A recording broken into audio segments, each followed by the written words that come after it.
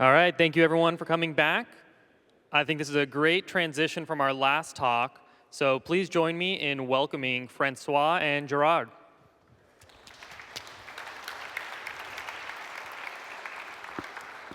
Hi, good afternoon, and thanks Hi. for being here with us. I'm Gerard Mas, team lead of the Verdata data processing team, where we build up an IoT platform based on Kafka and Spark. Hi, and I'm Francois. Most of the work that I'm going to be presenting today was done when I was at TypeSafe, and at the moment I'm playing with Spark Streaming at Swisscom.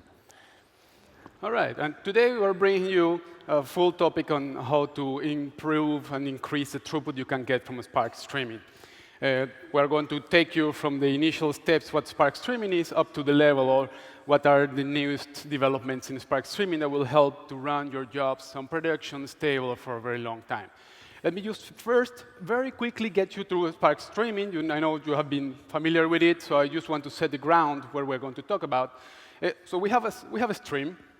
And Spark Streaming, basically what defines is a discretized model of that stream. So we are going to take our stream, we're going to chunk it into pieces, and every piece that we are seeing there is transformed into an RDD. That RDD will contain partitions, and those partitions are dependent on how the stream has been structured before. And more, I will explain that more in detail right now. We have on the dstream API, we have transformations. Those are lazy functions that apply on the dstream and create another dstream. But eventually, you will want to do something with those results, with the data that you have there. So you materialize that dstream to a database, to some display, to some dashboarding, or maybe you publish back into a streaming system to be consumed by another system. And it reuses the Spark API, so you are very familiar with it. It's fault tolerant. You can drop a node, and it will restart receivers on other nodes. The high throughput is the point we're going to talk about, and it's very scalable. And the scalability of it depends also a lot from the stream you are consuming. Let's see a little bit, let's get one step deep into what Spark Streaming is doing. And let's talk about scheduling. So on top there, we have the consumers. The consumers are the ones that are attached to your stream and are pulling out the data. It's a pull model, right? So it very much depends on the consumer. The consumer will create buffers of that data and make it available for Spark Streaming to process. So there we are seeing in T0, we don't have any processing on Spark. We just created an RDD of data. On T1, we repeat that process. We have one RDD that can be given to Spark to be processed. And in the meantime, in the same time interval, we are going to collect data for the next step. The first problem that you will face when doing this, and your jobs are not really tuned, is that if you're processing on Spark, it takes too long, then your collected data will pile up. And that's what we are seeing there. That's the famous or infamous scheduling delay. How that happens internally in Spark Streaming is very important to understand in order to optimize it. So if you know how it works, and I think the key message here is, when you know how the system works, then you have all the tools you need to take your job, understand what it's doing, and bring it to production at the optimal settings. Spark Streaming breaks data into microbatches. We understand that. But those microbatches are made out of blocks. So the receiver, the consumer, will start creating blocks, and those blocks are what we call the batch interval. Each batch interval, we have an RDD. Internal to that RDD, we have partitioning, and partitioning, as have been explained in the presentations before, is like the key system to have parallelism, or the key element to have parallelism in Spark. And that's determined by that block interval.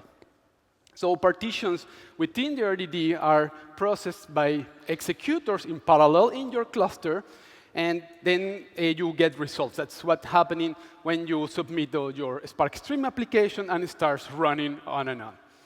Now, also what happens if your partitioning is not really tuned to your cluster size, you will have to wait for data to finish, for processes to finish before being able to schedule new things. And you were all here, I hope, in the presentation before from Andrew, where you can see that back in the Spark UI, where here we have clearly, sorry, we have clearly some tasks that are waiting for executor time. All right? And then you are waiting longer to terminate and to finish your batch job. This is very important because every microbatch processed will block the consumption of the next microbatch, as I explained before. And it needs to be done within the time intervals of your microbatch, or you will start piling up some work. So this process needs to be very fluent. Okay, what can you do, for example? You can tune your block interval and your batch interval so that instead of having n partitions, you have n plus so many partitions or less partitions, and submit that to your cluster. Another important element that is counterintuitive because Spark Streaming already put things in memory, but the cache will move some parts of that memory into the cache memory of a Spark, the working cache memory, and you will speed up things, especially when you are iterating over streams or over RDDs. Caching makes a lot of sense and it makes a big difference. The batch interval is another factor you can play with. The typical usage is, oh, my streaming job is not able to catch up, so I make it longer, so it creates a bit of room for your batch to continue processing data. What we see there is that in many jobs, when your jobs are linear, increasing the batch interval makes a lot of sense. Those are the charts here to your dire side. But if you have a quadratic function, like in this case is a join, within that process in your batch interval, then your time to process that data will be squared to the amount of data that you have. So the longer that you wait to start processing data, the longer that it will take until you will break through the barrier of not being able to keep up with your stream. There are two models for the streaming. The receiver model, and there is a special one for Kafka, and I think Flume is also coming. The receiver model, you have a number of elements that you need to take into consideration. You need to take parallelism into consideration. You need to take the amount of threads that you want to add, and you need to take also into consideration how many of those consumers you want to create in order to fully utilize the resources that you have in a cluster. The direct Kafka stream is another approach to that, where we are going to take a line. So we're not going to give you that burden of calculating how many resources you need. You have a partitioning in Kafka, and we'll take the same partition, and it will take it to Spark Streaming and down to Spark. As you see, the code is much simpler, and you have a very simplified parallelism model. You start from there, you get here, and all the partitions that you have in Kafka will become partitions that will be processed in Spark. It's a lot more efficient. Every batch interval, you're not accumulating data, so it also is more resilient to failure, as you don't have data in flight. Data is being processed as it is consumed. But you have a little bit of less degrees of freedom. For example, you don't have the receiver locality, where in the past you could do tricks with local caches to process data. For example, Bloom filters to know, oh, I have seen that data, I have not seen that data before, or data coming from a device before or not. And so it's a give and take, but if your use case allows caters for it, the receiverless model will be the way to go if you're consuming from Kafka. And let's move to our first demonstration. I want to show you what it is to have a Spark Streaming job running, and how can we tune the system. I have here a controller. That will be my throughput controller. And let's start it up, so it will light up. Boom. And I have then again to open this up. Yep. This one. And almost there. OK, so I have a notebook here. The notebook, it will be processing data coming from Kafka. This thing is connected to a producer made on Akka actors, a lot of what Elena had mentioned in the previous talk. And what I want to show you is how the input rate is going to affect your job. Let's go quickly to the job here. So we are going to create a streaming context. And it has the default values when you create a streaming context, being a block interval of 200 milliseconds. We're going to explore some of the data we presented here. And the job that we're going to show you is a mixed bag. It's something you could not know from the job itself what it's going to do in terms of performance. There are two linear functions there. They are just branching out the stream that we are creating. Three different streams derived from the original stream. We are then reducing the size of those streams and joining them to calculate some Euclidean distance. And then afterwards, we are saving the data to disk. So yeah, we're going to save the data to disk. And let's start the job. Now, I see on my right side, I have the UI from the Spark streaming job. And so I will have some data flowing there. So if you're not familiar with this, it will save your life every time when you're working on Spark streaming. And what I want to show you is that with these default values, as we increase the rate of input, then you will start there processing data. And the time that the data process takes is the last bar over there, will be the time that your Spark streaming microbatch is taking to process all the data that has been entering into the system. So you have a number of elements there, like what I explained that you could play with, but the key element here is to understand that you have a limit, and you need to know that limit. When you start, for example, going into the red zone here, then your Spark streaming will go way beyond the possible amount of data that it can consume. I need to turn it down quickly because otherwise it will burst up. So you see, I went beyond the processing delay, and I'm starting to build a scheduling delay. If you keep this ongoing for a long term, then your Spark streaming job will just plain crash. So with some tuning elements in the Spark streaming job, we can improve the situation. And that will be different every time depending on your own job. So that's something, there is no magic formula that you change this or that and it will be done like this. You need to understand what the job is doing, and you need to apply the right elements, the right settings to get that Spark streaming job really stable for your environment. So what I'm going to do here is I'm going to restart that context. You will see my Spark streaming there will die. And then I will increase the rate of the block interval, and I'm going to introduce a limit. This limit will save our life in case that we have an overload. So I put it there to 80,000, and I will take my own advice, and I will use caching for the D stream before it's split into all the other 3 D streams. And I'm going to run all these again. I think we're good. So from here, I'm going to run all below. By the way, I'm using the Spark notebook created by Data Fellas, which allows you to code in Scala. And it's very, very dynamic. So you can see here again, I have the amount of data coming in, and there I see a view of the data that is flowing into the system. I can just crank it up a little bit. And then here I can reload my stuff. I will have a streaming job again. And now we're back.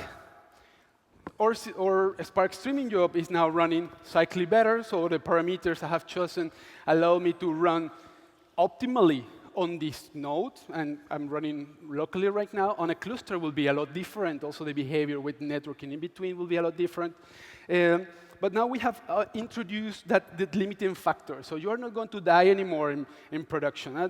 We're going back in the red zone, and the Spark streaming will have a ceiling of number of elements. That ceiling of number of elements, maybe something you take away today, has to allow you to stay here below the number of seconds that you have allocated for your microbatch interval. So that will save your skin every time. Here we are at 150 of the 2 minutes. So leaving us still some room to catch any unexpected loads. And we have seen how we can take a Spark streaming job and tune it to get it running into a production environment, but here we are losing capacity. And that capacity that we have, that spare capacity that we have here, could help us improve our usage of a cluster. That's where reactive streams take a very important part, and that's where Francois will take you and explain you to the detail. Yeah. Hi guys. So one idea here is that we wanted to have something. Oh, apparently full screen is going to be a little bit tacky today. No, full screen doesn't like me today. Not a problem. OK. Let me just replace this guy where it should be. If you push present, it will put you back in the... Yeah, but sadly, present doesn't like me. No. OK. Sorry, guys.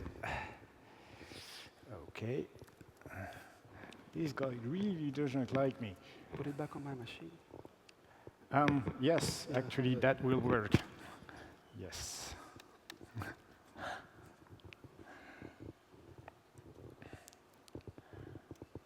Yay. OK, so the idea is that we wanted to look at Spark and that at that fundamental equation that your batch processing time needs to be inferior to your batch interval. And we wanted to apply some ideas from reactive streams. So the idea is that you have to be able to react to something like the one graph that you see on the right, which is a view of the number of hits on Walmart.ca website during the Black Friday, I think 2 years ago. And the idea is that you can't really predict how much load you're going to be under. And to take an account of that fact, there's a group of 6 companies that came up with a standard of reactive streams, which is based on composable backpressure. Basically, any point in your system that could be congested should be able to send back some information on how much congestion it's facing locally, and you should be able to aggregate that information to your ingestion point to either scale your resources or throttle the amount of data that you're ingesting. And to do that, we basically took the already relatively complex infrastructure of Spark streaming and added a relatively simple 100-year-old mechanism, which is a PID, here represented in the blue box. Blue box is the addition, to basically estimate how much pressure Spark streaming is facing at the moment dynamically where it is producing your data. And that data flows back into Spark streaming's receivers and Kafka direct streams to basically play with the amount of data you're inputting at any given time. So it basically allows you to go from the left graph to the right graph. On the left, you see basically in green, actually in both graphs in green, you see the total amount of available memory on the system. As you can see on the left, it drops down very quickly to 0. And it's stable on the right. In red, on the first band, you can see the total processing time you have. And as you can see, it quickly increases to well out of the graph, basically infinity. The idea here is that if you throttle the number of elements you accept into the system dynamically, you can resist to massive throughput changes.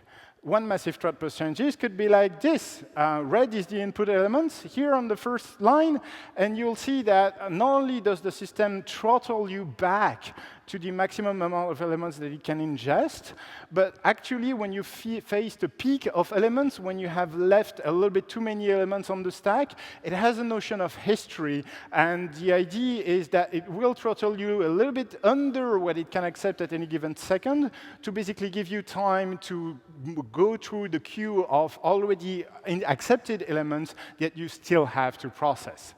All of that is available in Spark Streaming 1.5, and it's available to a simple configuration option that we'll see in a demo in a minute. What you could be interested in, though, is also the red things on the last bar at the bottom right there. Those red-pink bars are basically dropped input elements. The idea is that the producer of your data may, at any given point, is basically talking to a socket. And when that socket stops accepting elements, it will have to do something with them. Those elements, throttling is not magical. That data has to go somewhere. And in that particular case, we were logging and representing to those bars what your producer was dropping at any given time. OK. Now, if you have a strategy that lets you do something with your producer, such as talking to it, that's reactive streams, but we're not yet there, or dropping elements, sampling, for example, whatever data comes in your website at any given second. That's what you see on the slides here. You can achieve perfect stability of your Spark streaming job at the cost of, well, basically dropping data. Now, if you think about it, if you're Walmart.ca and you're running some kind of analysis on which users are hitting your website at any given point, well, if the whole of Canada is hitting your website, maybe having a sample view of your users still gives you percentages and identities of your customers that is still good enough despite the sample. OK. So let's look at a very simple job that will let us, ideally, I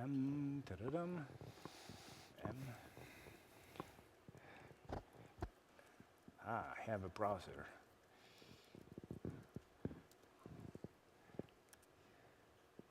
That side of your screen does not show. OK, maybe I can show one side very quickly.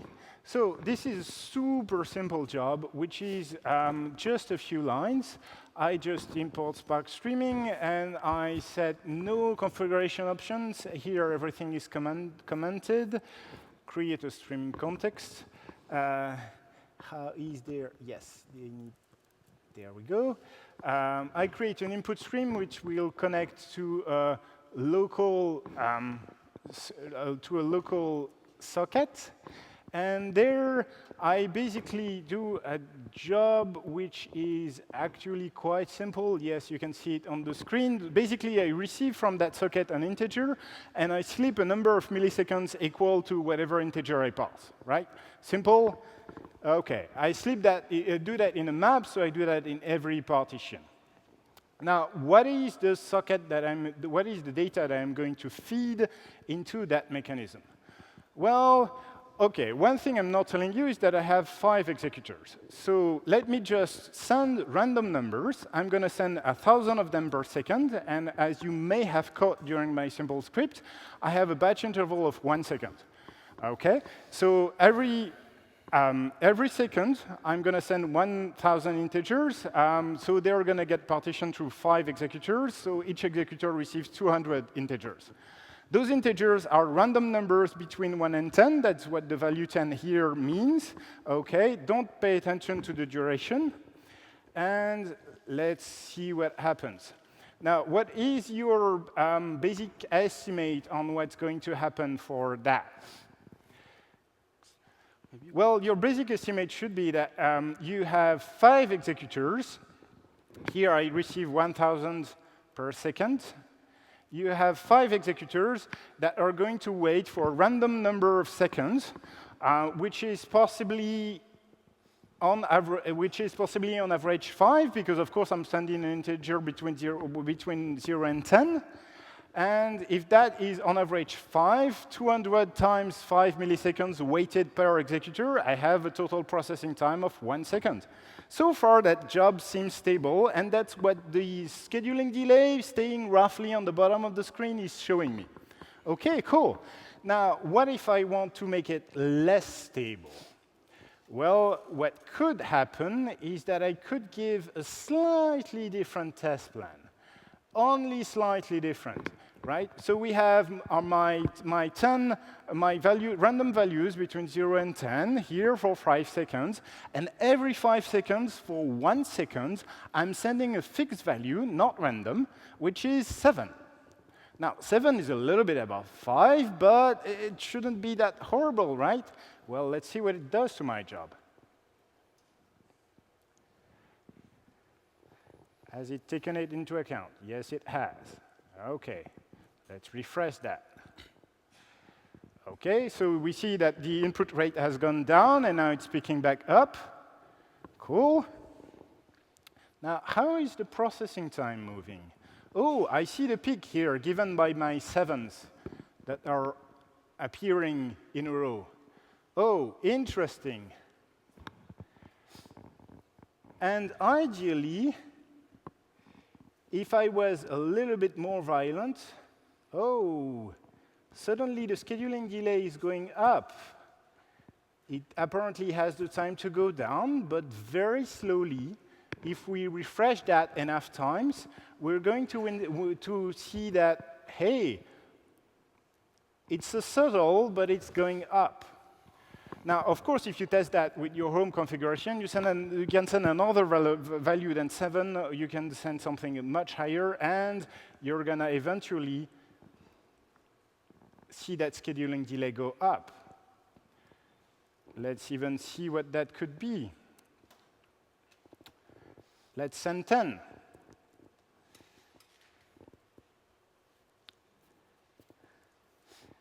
We pick up again. Of course, the scheduling delay goes down. And every 1 second, I send a bit more. So see, you can't reason just on the number of elements, because the number of elements I'm receiving here is completely constant. It's just 1,000 elements per second. What you may be facing here is something like data skew. And the bad news here is a scheduling delay that becomes absolutely horrible. One thing that you can do to face that is change a little bit your configuration, and this is something accessible at the moment in just Spark 9.5. Let's restart this one and do something a little bit different and enable backpressure.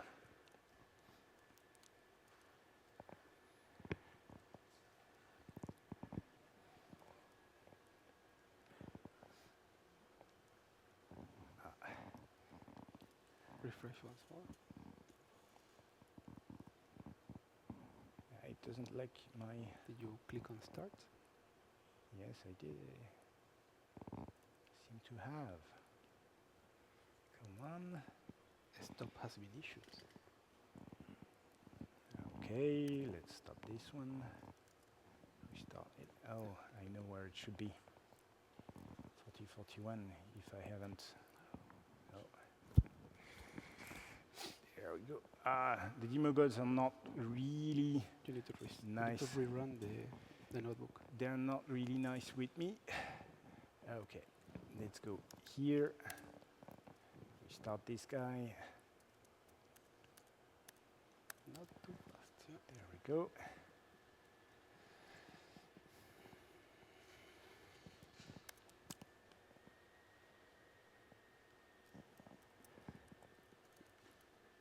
There. Yeah, there it is. OK, so it's Cool. not receiving elements for now, but we're going to submit a test plan, a really aggressive one at that. So we're going to be sending 10. Every 5 seconds, we send 1 second of 10s. And it... Yeah. There we go. It's picking up. All right. Now, my processing time is picking up.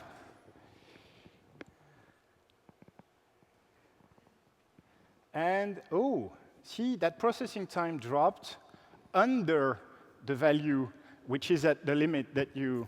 Wait, let me show you that a little bit clearer. So what happens is this. The system measures that horrible, horrible block in which you go above the stability point, and correspondingly, the scheduling delay goes up as well. But since it has a notion of history and how many elements are in the queue, it's going to drop the total amount of the total amount of elements that it accepts, and it's going to measure that based on how much you process your data as measured through your system. I do not know in advance what data you're going to feed me, and because I don't know in advance what data you're going to feed me, there is no way I can predict in advance what could be what the length of the processing time could be. So there is no trick on the number of elements. All of this is experimental, and therefore it reacts and resists to anything you can throw at it. Now, all the configuration parameters are configurable, and they're also something that you can play with options of backpressure. Now, there's a number of other cool tricks, such as destructive strategies, which are submitted as a pull request at the moment. And with more time, I could have shown you how that works. Now, one important point that I wanted to make is that this is essential because performance is not always predictable. Those two graphs here on the left showing our 2 jobs of 8 hours. Those are real jobs that have run in production. So you see that the job on the left has a scheduling delay that is going up, but it goes up after a long period of flatlining. Basically, that means that to detect that that job was unstable, I would have had to stay in front of the job for 6 hours straight. Those 2 jobs only differ by less than 1 line. In fact, less than 1 instruction, since the difference is an option in 1 instruction. Those are jobs that were outputting on every batch some data written to Parquet, and one of them was appending to Parquet. Now, appending, as you have written more and more small files, will try to find the point where it should insert the next amount of data, constant amount of data, by the way. I'm not trying to blow up the system. But finding that insertion point took more and more time each time, until the job, which was by and of its algorithmic properties completely stable, inched beyond the limited processing time, hence the instability. Now, if you do a mistake, there's no way that Backpressure is going to save you, but it will give you more time to detect the problem and try to deal with it. Another pain point with Spark streaming that we still have, data locality. If you have jobs with small batch intervals, increasing the locality weight and decreasing the block interval might be a good idea. But on Mesos, honestly, it's very difficult to deal with, since you get assigned the jobs that what you get at the moment you request resources. And that's forever. So if you get assigned bad machines, bad containers on the cluster, bad locality, you have to deal with it. There's a bunch of resources that you'll be able to read on our slides for where to find more low-level information on how to tune those jobs. And basically, we now have to thank you for your attention. All right. Thanks a lot.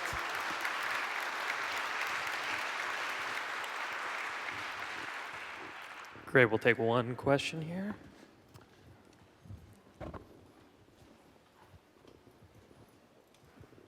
A very interesting thing about it seems to me that you control the processing flow of data so that the streaming never gets flooded. Yeah. But my question is it possible to use a similar approach, and instead of limiting the input of data, to increase capacity using those Amazon things that you can instantiate more machines? Yes, this is a perfectly accurate assumption. So you basically, what we're doing is a resource measurement, right? We are playing here with batch interval and batch processing time. So your batch processing is controlled by 2 things: how many resources you have and how many elements you have to process. Now, you can control the number of elements to make sure that you don't have too many elements to process. Or you can get that information outside of Spark and basically adapt your resources to the amount of data. Very accurate, a very accurate remark. Completely true. Awesome. Let's give him a big hand.